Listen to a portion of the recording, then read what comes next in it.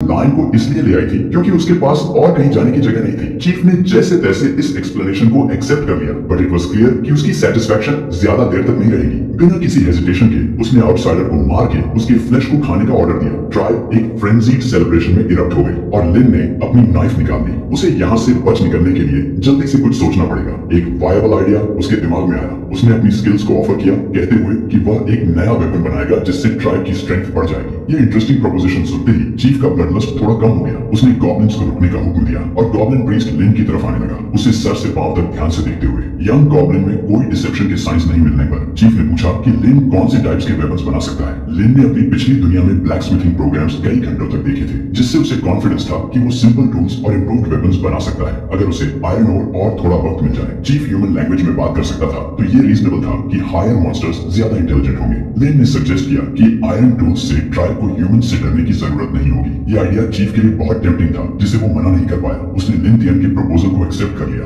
और उसे 3 दिन दिए कि वो और ढूंढे और रिसर्च दिखाए, वरना 3 दिन के बाद उसे मार दिया जाएगा। चीफ ने यह भी धमकी दी कि अगर लिन फेल हुआ तो गॉब्लिन लड़की की भी जान जाएगी। लीडर के क्वार्टर में जाते ही बाकी ट्राइब भी फॉलो कर गई। एक बात क्लियर थी, ओल्ड चीफ एक रूथलेस विलन था जो बिना किसी हेजिटेशन के अपने ही लोगों को मार सकता था। डायरेक्टली उसे कन्फ्रंट करने का ऑप्शन नहीं था। लिन को आयरन टूल्स बनाने होंगे टाइम खरीदने के लिए, जब तक वो सीक्रेटली स्ट्रॉन्ग नहीं हो जाता। उस रात एक स्काउटिंग पार्टी को फॉरेस्ट में भेजा गया। उस स्काउटिंग पार्टी में गॉब्लिन लड़की भी थी और ये लोग दिन रात लगातार मार्च कर रहे थे। एग्जॉस्शन तो इनएविटेबल थी, लेकिन जैसे ही गॉब्लिन लड़की थोड़ी सी भी थकान दिखाती, बाकी गॉब्लिन्स उसे बिरेट करते और उसे फिजिकली अटैक करते, जैसे वो सिर्फ एक पंचिंग बैग हो। वो उसे एक एवरेज मेल गॉब्लिन से इंफीरियर समझते हैं। लेकिन तभी एक गॉब्लिन को पत्थर से सिर पर चोट लगी, जो कि किसी ने पीछे से फेंका था। लिन ने क्लियर किया कि वो लोग सिर्फ आयरन ओर को ढूंढने आए हैं, ना कि पॉइंटलेस फाइट्स में एंगेज होने। उसने उन्हें ओर का डिस्क्रिप्शन दिया और सर्च पार्टी से कहा कि अगर वो जिंदा रहना चाहते हैं तो उन्हें वैली में कम से कम एक पीस और ढूंढना होगा और रिक्वायरमेंट पूरा न करने पर कॉन्सिक्वेंसेस सिवियर होंगे।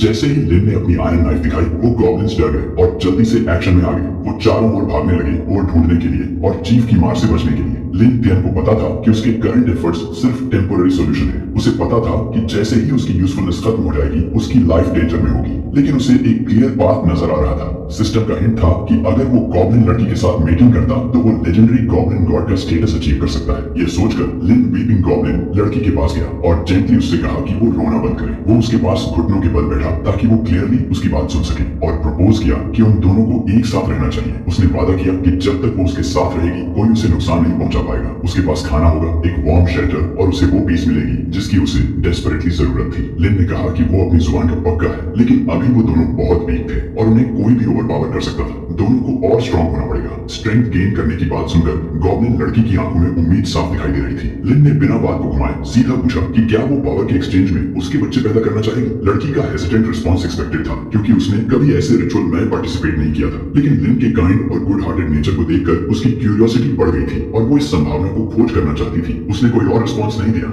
लिन ने उसे एक डी इलेक्ट्रीफाइंग किस दी, लेकिन इसके आगे जो हुआ मैं वो यूट्यूब पर तो नहीं बता सकता। टैलेंट लिमिटेशंस के कारण लिन की एबिलिटीज सिर्फ 9 अटैक्स, 100 ईपी और 10 डिफेंस पॉइंट्स के साथ लिमिटेड थी। लिन पूरी तरह स्वेट में था अपने एफर्ट्स के बाद। लिन अब 7वें स्तर तक पहुंच गया था और उसे डिफाइलर का टाइटल मिल गया था, जिससे उसकी ओवरऑल कॉम्बैट स्ट्रेंथ 65 तक बढ़ गई थी। न सिर्फ उसका लेवल बढ़ा, बल्कि उसका फॉर्म भी सिग्निफिकेंटली इंप्रूव हो गया था। अब उसके पास गॉब्लिन प्रीस्ट चीफ को हराने का एक बेटर चांस था। लिन ने अपने ह्यूमन क्लोथ्स को उठाया और उन्हें जेंटली उस गॉब्लिन लड़की के शरीर पर डाल दिया। अब से उसकी प्रोटेक्शन की जिम्मेदारी लिन की थी। लड़की को बस इस बात की राहत थी कि कोई फेलो गॉब्लिन उसे काइंडनेस दिखा रहा था। उनकी रोमांटिक इवनिंग अचानक एक फ्रैंटिक आवाज से खराब हो गई, जो मदद के लिए पुकार रही थी। पता चला कि एक ट्रबलसम गॉब्लिन ने गलती से और इकट्ठा करते हुए एक खतरनाक डीमन वुल्फ को उकसा दिया था। लिन की नजर आयरन ओर पर टिकी हुई थी, वही जो उन्हें चाहिए था। लेकिन केयरलेस गॉब्लिन ने सबके लिए मुसीबत खड़ी कर दी थी। अपनी ब्लेड निकालते हुए लिन ने जायंट वुल्फ की ओर देखा, जबकि गॉब्लिन लड़की चिंतित होकर देख रही थी। जिस गॉब्लिन ने बेवकूफिशली एक सैवेज बीस्ट को छेड़ा था, अब उसे इसके कॉन्सिक्वेंसेस का सामना करना पड़ रहा था। किस्मत से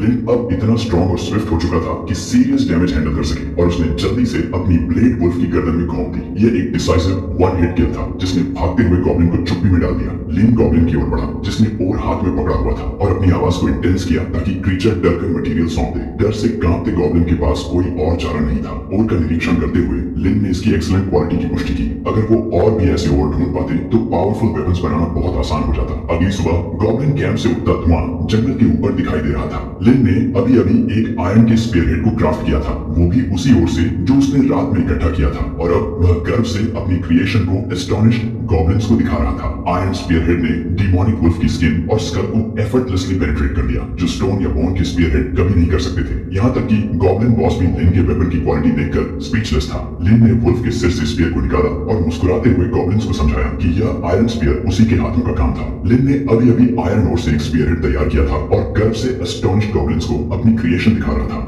गॉब्लिन चीफ की आंखों में तुरंत एक डिजायर जग गई कि वो भी एक ऐसा स्पीयर हासिल करे। इस मौके का फायदा उठाते हुए लिन ने स्पीयर को ऊंचा उठाया, जिससे हर गॉब्लिन की अटेंशन उसी पर टिक गई और वे सब उस वेपन को फैसिनेशन से देखने लगे। लिन ने पूछा